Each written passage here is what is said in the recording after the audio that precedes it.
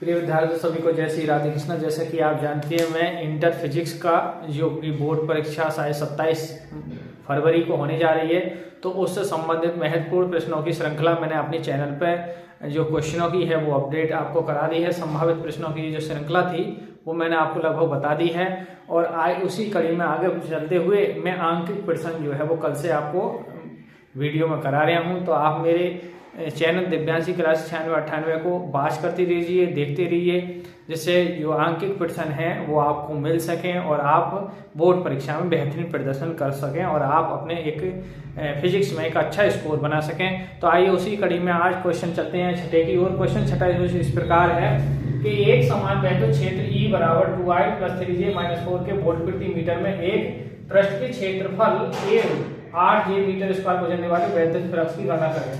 तो देखिए आइए इसका हल देखते हैं। तो जो वैद्युत क्षेत्र है E वो दे रखी है आपकी 2i + के 3j और - के 4k वोल्ट प्रति मीटर। इसका मात्रक है वैद्युत क्षेत्र की तीव्रता का और सदिश क्षेत्रफल A बराबर है 8j मीटर स्क्वायर। अब वैद्युत फ्लक्स पूछ रहा है। क्या पूछा? वैद्युत फ्लक्स। बहुत बढ़िया सवाल है।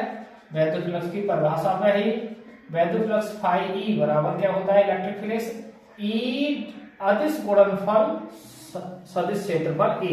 तो E और A की डॉट प्रोडक्ट करेंगे तो I का मान जो है वो 2i है + 3j - 4k और जो A का मान है डॉट 8j।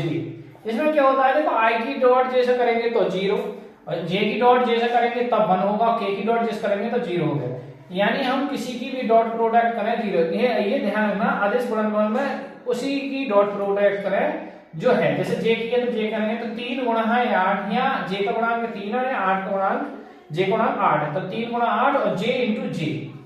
तो 8 कितने हो जाएंगे? 24। J × J क्या हो जाएगा? 1। तो फाइनल आंसर क्या हो गया? 24 वोल्ट मीटर। ठीक है। इसका एक मात्रक और है फाई बराबर क्या होता है? 24। अब इसको ऐसे भी न्यूटन मीटर स्क्वायर प्रति कूलम भी लिख सकते हैं। तो देख सकते हैं इस क्वेश्चन का हल इस प्रकार था, वो मैंने आपको हल करा दिया। आप नोट कर सकते हैं, स्क्रीनशॉट ले सकते हैं।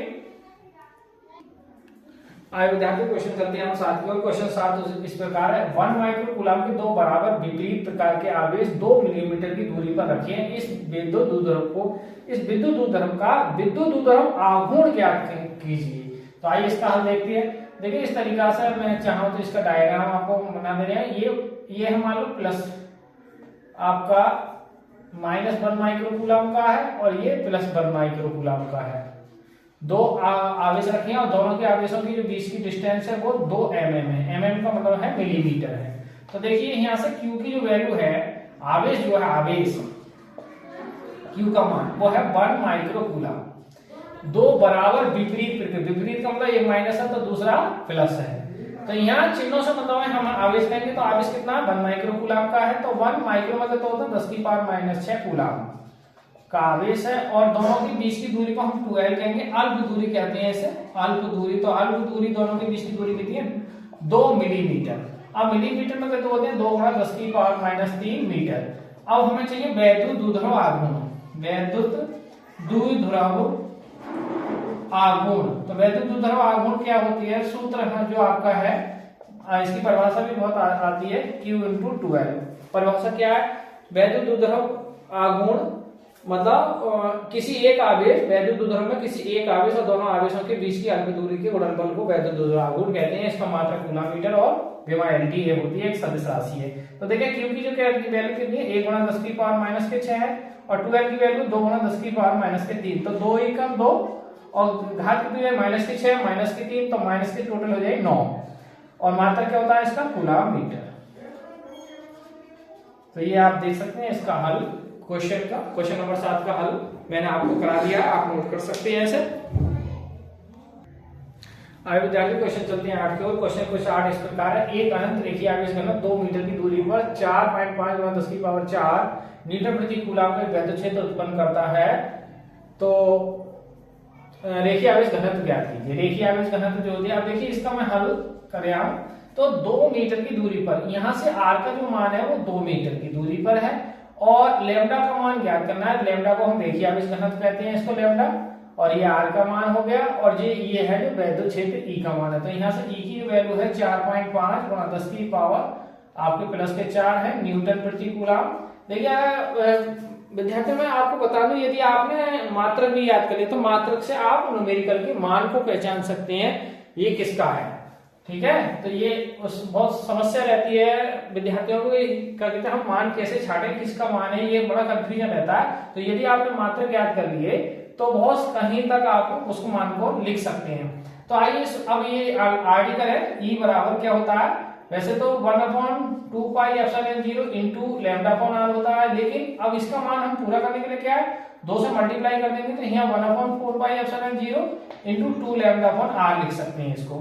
तो इसके जो मान होता है वो होता है 9 गुणा 10 की पावर 9, और 2 लैम्डा का मान हमें ज्ञात करना है, आर का जो मान दे रखा है वो 2 है, और ई का मान है 4.5 गुणा 10 की पावर 4।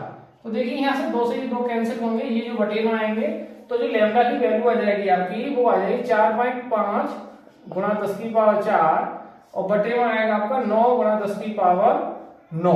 अब देखिए 9 से भाग करेंगे 45 को, तो 9 5 45, 0.5 और गुणा 9 ऊपर घात जाए माइनस प्लस की 4 है, तो 0.5 गुणा 10 की पावर घात करके कितनी रह जाएगी 5, एक पॉइंट हटा देंगे तो घात हो जाएगी यहाँ 6।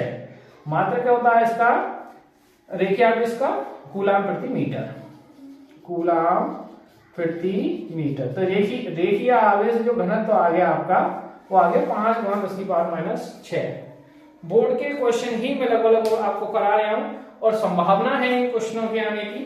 तो आइए आप देख सकते हैं इस क्वेश्चन का हल। देखिए क्वेश्चन चलते हैं हम 9 की ओर। क्वेश्चन 9 बड़ा सरल है, और जो विद्यार्थी इसको बड़े आराम से जान भी जाएंगे कि जो विद्यार्थी रेगुलर आप अपने फिजिक्स के टीचर के संपर्क में हैं, विद्यालय जा रहे हैं, तो वो इस क्वेश्चन को बड़े आसानी से हल कर ले जाएंगे। तो आइए इसका हल देखते हैं। देखिए नाभिक है, और नाभिक क्या है 7n14, और यह पता होगा ये किसका नाभिक है, नाइट्रोजन का। तो यहाँ से जो आपको इलेक्ट्रॉनों की संख्या है, हमें तो इलेक्ट्रॉन चाहिए, तो इलेक्ट्रॉनों की संख्या जो है वो कितनी है 7 है। अब यहाँ से आपको मतलब आवेश की गणना करवा लिया है, तो आवेश जो सूत्र होता है आवेश का वो Q बराबर क्या होता है Ne। तो N की वैल्यू कितनी है 7, और E का मान फंडामेंटल चार्ज आप जानते हैं 1.6 गुणा 10 की पावर माइनस 19 कूलम निश्चित हुआ है, तो 16 सत्ते होते हैं 112, 0.1 के बाद गुणा 10 की पावर माइनस के 19 कूलम। बस आप विद्यार्थियों में आपको बता दूं, आप बस 0.1 के बाद एक के बाद लगा दिए, ज्यादा चक्कर में ना पड़े, पॉइंट के इधर से उधर नहीं जाए, फिर आपसे गलती होने के चांस बन जाएंगे। आप जैसा है सवाल सीधे सिंपल करके आप क्वेश्चन का सूत्र रखें और उसमें मान रखें, कैलकुलेशन हो रही करें, आगे बढ़े, ठीक है। तो आप इस देख सकते हैं सवाल का हल।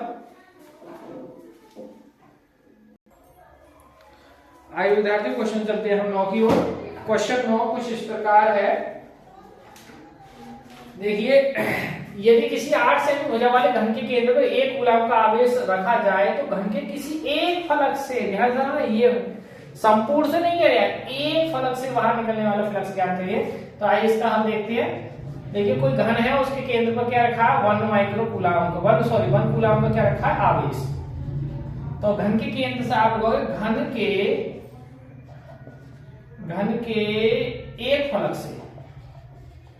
एक फलक से निकलने वाला वैद्युत फ्लक्स। तो आप जानते हैं वैद्युत फ्लक्स का सूत्र क्या है, वैद्युत फ्लक्स फाई E बराबर क्या होता है Q/6 है।